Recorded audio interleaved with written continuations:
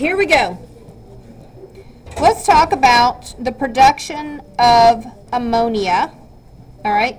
Now, these are both G. What does that G mean? Gas. Close. Gas. Okay. What did you say, Dwayne? I was talking to Chelsea. All right. Shh. Now, have you ever seen this double arrow, Chastity? All right. We have a. Don't tell me. Hold on. Okay. There's a word. Reversible reaction. Very good. Go, girl.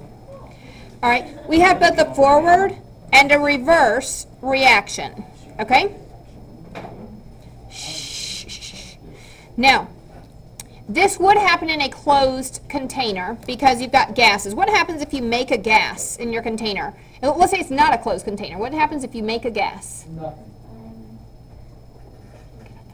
You can't see it. Let's say you burn a candle and you're making carbon dioxide and water. Where does that carbon dioxide and water go?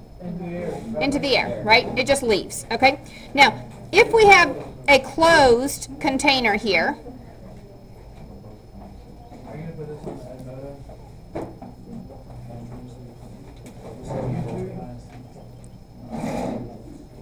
all right, we have that. Now, shh, there's something called an equilibrium constant.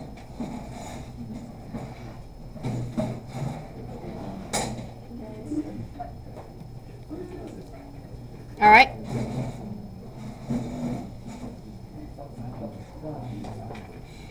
Equilibrium constant, Jasmine, is calculated by taking the product over the reactants.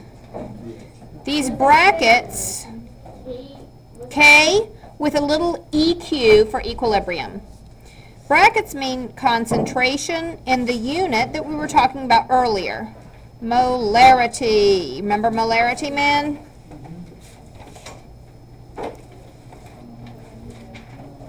All right. Now, I'm going to have you write something down. Then I want you to figure out where it comes from.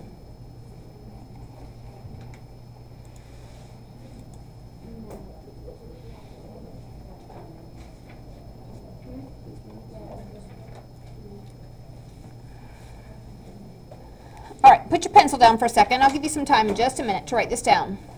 All right? You can't see. Products over reactants. Now, kids, you need to use this. You need to look at this balanced chemical equation. All right, I'm going to take NH3, and I'm going to raise it to the second power. Do you see anything that would tell you why I'm raising it to the second power, according to this balanced equation right here? Reversible. Do you see a 2 anywhere? Yes, the very top. Yeah, right here. What is this called right here? This is called a coefficient. What's it called right here? Exponent. Exponent. All right. On a computer, you'd use superscript to do that, but that's an exponent. Now, my reactants go in the numerator. What's one of the reactants? What's the first reactant you see, Ashley, in this equation? N2. All right. Oops. N2. All right, Ashley, what is the I'm going to put brackets around that, which mean molarity. What is the coefficient of this nitrogen? 1. So what number am I going to put right here? Exponent. That coefficient is going to become the exponent. What do I need to multiply this by? My other reactant. So, student of the week, what is my other reactant going to look like inside brackets? H2. Now, where does the 3 go? Inside the brackets? Exponent, right? Okie dokie. You see that? Kind of makes sense? This is where you're going to start. When you start taking college chemistry, you're going to get into this, okay? And a lot more detail and a lot more numerical calculations. Depends on what your major is. Most likely. Possibly. Now, if you ever, let's say that you end up going into let's say you work for a business that has anything to do with any medical, you'll probably end up needing to know some chemistry, okay? You're going to need a lot of chemistry to go into medical professional. I'm gonna be a sportsman. Probably. Possibly, there's a lot of meteorology that y'all need to understand.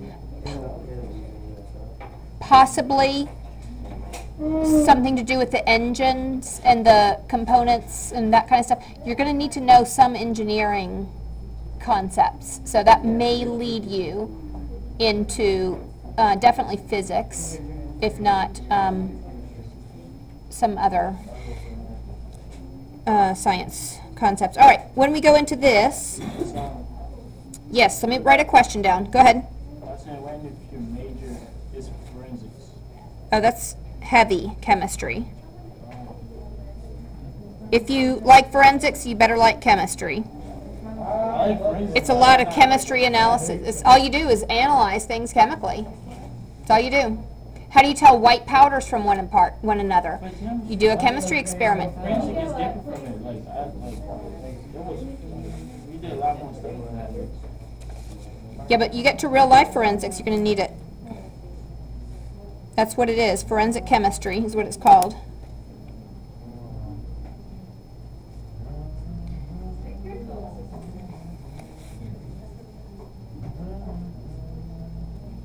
Caleb, stop. I think it has this one.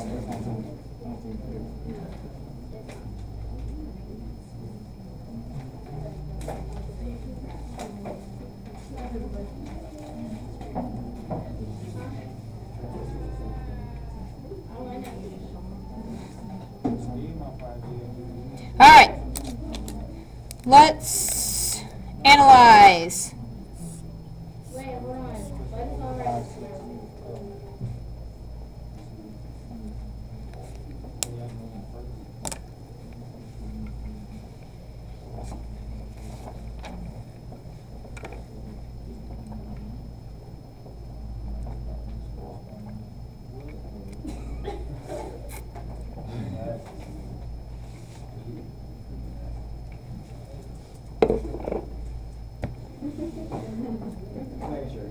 Here we go. I'm going to plug in to my equation. All right. What is the constant? Let's just start from the top. They want to know equilibrium constant. That's this K, capital K, EQ. What is the, Caleb Shermer, concentration of the ammonia?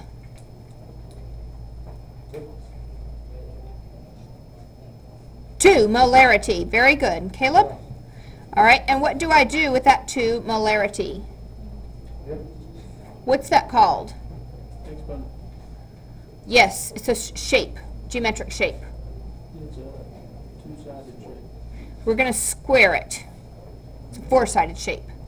We're going to square it. 2 squared. Y'all see where I'm going with that, Chris Albert? All right, Chris Chafin, what is my nitrogen concentration?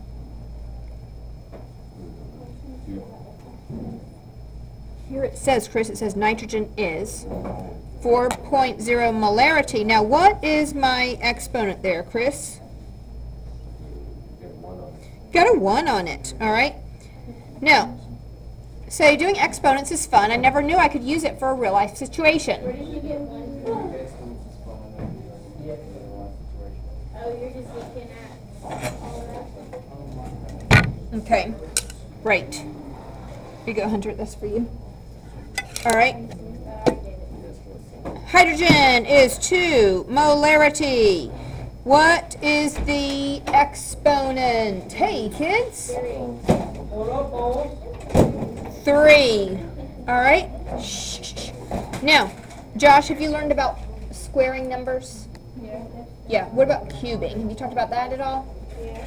Really? Okay, cool. All right. Josh, what's 2 squared? 4, thank you. All right, 4. Now, let's take the unit and square it. What is molarity squared? Say, sounds like molarity squared to me. All right. Now, what is 4 to the first? 4. What is 2 to the third. 2 times 2 times 2 is 8. So what's 4 times 8? 24. Very good.